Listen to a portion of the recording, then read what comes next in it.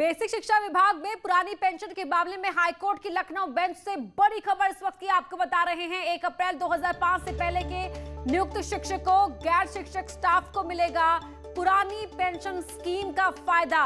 UP senior basic teacher संघ 60 याचिकाओं पर हाईकोर्ट ने आदेश दिया है। 1 अप्रैल 2005 से लागू हुई थी नई पेंशन स्कीम। कोर्ट ने कहा नई पेंशन स्कीम लागू होने से पहले याचियों की नियुक्ति हो चुकी थी, लिहाजा उन पर नई स्कीम का प्रभाव नहीं पड़ेगा। रिटायर हो चुके शिक्षक, गैर शिक्षक स्टाफ को भी मिले पुरानी पेंशन से भुगतान। 4 महीने में कार्रवाई पूरी करने का दिया आदेश। ऋषभ बनी हमारे सहयोगी जुड़ रहे। ऋषभ, बड़ी खबर इस वक्त की, जानकारी दें। जी बिल्कुल, देखिए ये काफी दिनों से चर्चा में मामला था, हाईकोर्ट में भी लंबित था। उस पर आज हाईकोर्ट की सिंगल बेंच जस्टिस इरशाद अली की उनका फैसला आ गया है कि 1 अप्रैल 2005 से बेसिक शिक्षा विभाग में जो शिक्षक नियुक्त हुए थे या जो गैर शिक्षक स्टाफ था, उनको पुरानी पेंशन स्कीम का लाभ मिलेगा। इसमें हाईकोर्ट पहुंचे थे, करीब 5 दर्जन से ज्यादा की रिट याचिकाएं हाईकोर्ट में थीं और एक संगठन है यूपी सीनियर बेसिक शिक्षक संघ, उनकी भी याचिका पड़ी हुई थी। तो इन सभी याचिकाओं को मंजूर करते हुए एक फैसला दे दिया गया है कि 1 अप्रैल 2005 से पहले के जितने भी नियुक्त शिक्षक और गैर शिक्षक स्टाफ है, उनको पुरानी पेंशन स्कीम का लाभ दिया जाए। ये भी कहा गया है कि जो अब तक रिटायर हो चुके हैं शिक्षक या गैर शिक्षक स्टाफ, उनको भी पुरानी पेंशन स्कीम का लाभ दिया जाए। ये बड़ी खबर है उनके लिए जिनकी पेंशन स्कीम नई हो गई थी। जी बहुत बहुत शुक्रिया आपका इस जानकारी के लिए। कोरोना वैक्सीन को लेकर विपक्ष और सत्ता पक्ष के बीच एक बार फिर घमासान हो गया। कांग्रेस नेता की ओर से कोवैक्सीन में गाय के बछड़े का सीरम मिलाए जाने को लेकर सियासत शुरू हो गई है। बीजेपी प्रवक्ता संबित पात्रा ने कांग्रेस पर निशाना साधा है, कहा कि वैक्सीन को लेकर कांग्रेस ने भ्रम फैलाकर महापाप किया है। सरकार देश में फ्री वैक्सीनेशन अभियान शुरू कर रही है, लेकिन उससे पहले कांग्रेस के इस दावे पर सियासी घमासान मच गया है। कांग्रेस पार्टी के नेता गौरव ने ट्विटर पर एक वीडियो जारी करके कहा कि कोवैक्सीन में बछड़े का खून मिलाया गया है। Now there is this conversation going around on Covaxin based on an RTI response by the government of India that it consists cow calf serums, which is actually clotted blood obtained after slaughtering the young cow calves. गौरव ने एक RTI के जवाब में screenshot भी share किया। इसके बाद कांग्रेस ने भी आरटीआई को जरिया बनाकर केंद्र पर निशाना साधना शुरू कर दिया। आरटीआई में जो तथ्य सामने आए हैं उसका उत्तर सरकार को और भारत बायोटेक को देना चाहिए, उसके बाद इस पर कोई चर्चा हो सकती। वैक्सीन पर प्रधानमंत्री पहले ही देश को आगाह कर चुके हैं कि अफवाहों पर ध्यान न दें, लेकिन वैक्सीन पर उठा नया विवाद धार्मिक आस्था से जोड़ा गया तो बीजेपी ने भी कांग्रेस पर पलटवार किया। कांग्रेस पार्टी ने एक महापाप किया है, मैं इसे महापाप कहूंगा, क्योंकि जिस प्रकार का भ्रम कोवैक्सीन को लेकर, जो भारत में निर्मित वैक्सीन है, कोविड का वैक्सीन है, उसको लेकर जिस प्रकार का भ्रम आज कांग्रेस पार्टी ने सोशल मीडिया और प्रेस कॉन्फ्रेंस करके उनके प्रवक्ता ने फैलाया है, ये महापाप है। आदरणीय सोनिया जी, राहुल जी, प्रियंका जी, आप तीनों ही कांग्रेस हैं। You 3 are the Congress. आप तीनों बताएं, आप तीनों ने कब अपना पहला डोज लिया और कब अपना सेकेंड डोज लिया? विवाद बढ़ा तो स्वास्थ्य मंत्रालय ने भी इस मामले पर स्पष्टीकरण दिया। कोवैक्सीन बनाने वाली कंपनी भारत बायोटेक ने भी इस पर सफाई पेश की। वायरल वैक्सीन बनाने के लिए बछड़े के सीरम का प्रयोग होता है। इसे कोशिकाएं विकसित करने के लिए प्रयोग किया जाता है, लेकिन न तो इसे SARS-CoV-2 वायरस को विकसित करने और न ही इसके फाइनल फॉर्मुलेशन में प्रयोग किया गया है। कोवैक्सीन से दूसरे अशुद्ध तत्वों को हटाकर इसे निष्क्रिय वायरस के साथ बनाया गया है। सरकार और कोवैक्सीन बनाने वाली कंपनी के स्पष्टीकरण के साथ ही बीजेपी नेता संबित पात्रा ने कांग्रेस को घेरा। कोई भी कोवैक्सीन में बछड़े या गाय का सीरम नहीं है, कोई भी खून नहीं मिला हुआ है, नंबर 1। और नंबर 2, यह वैक्सीन पूर्णतः सेफ है। इसमें किसी प्रकार का कोई अपभ्रंश, जिस प्रकार का एक कम्युनल एंगल देते हुए इसे अपभ्रंशित करने की कोशिश की जा रही है, ऐसा कोई अपभ्रंश नहीं। कांग्रेस पार्टी 2 चीजों के लिए याद रखी जाएगी, वैक्सीन हेजिटेंसी को प्रमोट करने के लिए और दूसरा वैक्सीन वेस्टेज के लिए। गाजियाबाद में बुजुर्ग की पिटाई के वायरल वीडियो ने ट्विटर को मुश्किल में डाल दिया है, क्योंकि उस वीडियो की वजह से ट्विटर पर गाजियाबाद पुलिस ने सख्त कार्रवाई करते हुए एफआईआर दर्ज की है। ट्विटर पर आरोप है कि वायरल वीडियो के साथ पेश किए गए गलत तथ्यों की जानकारी होने के बावजूद वीडियो को हटाया नहीं गया। हाल ही में ट्विटर को कानूनी सुरक्षा के दायरे से बाहर किया गया है, जिसके बाद उस पर हुई ये पहली कानूनी कार्रवाई है। ट्विटर पर एक मुस्लिम बुजुर्ग की पिटाई और दाढ़ी काटे जाने का एक वीडियो वायरल हुआ तो हंगामा मचने लगा। दावा किया गया कि धार्मिक वजहों से बुजुर्ग की पिटाई की गई और बताया गया कि वीडियो यूपी के गाजियाबाद का है।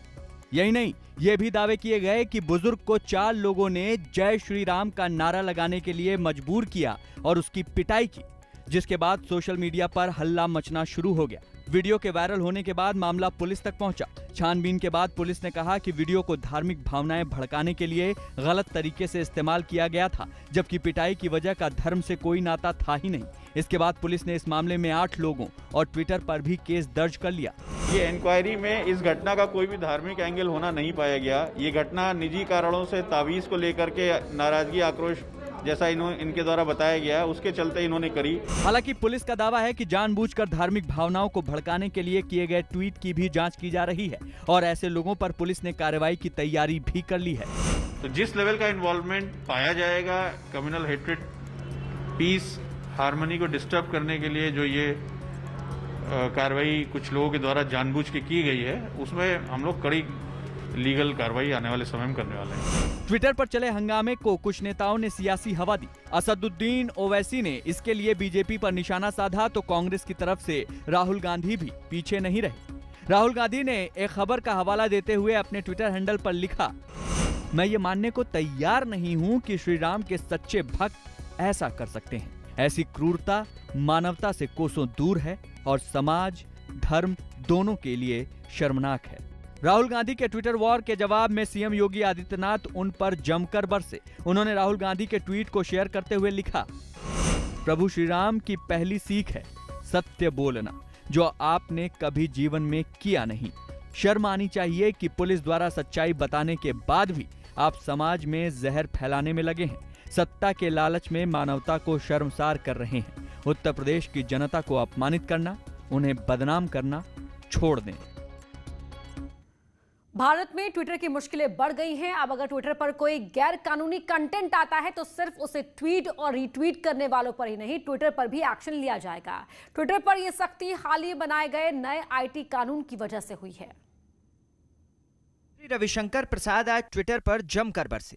उन्होंने ट्विटर पर ट्वीट करके ही निशाना साधा। एक के बाद एक किए गए ट्वीट में केंद्रीय मंत्री रविशंकर प्रसाद ने आरोप लगाए कि ट्विटर ने बार बार चेतावनी देने के बावजूद नए आईटी कानून को लागू करने वाले दिशा निर्देशों का पालन नहीं किया।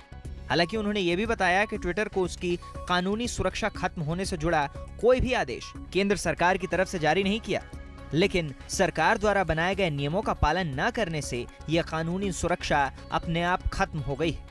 असल में आईटी के नए कानून के तहत ट्विटर को 25 मई तक कुछ खास अधिकारियों की नियुक्ति करनी थी, लेकिन लॉकडाउन का बहाना देकर ट्विटर अधिकारियों की नियुक्ति करने से बचता रहा।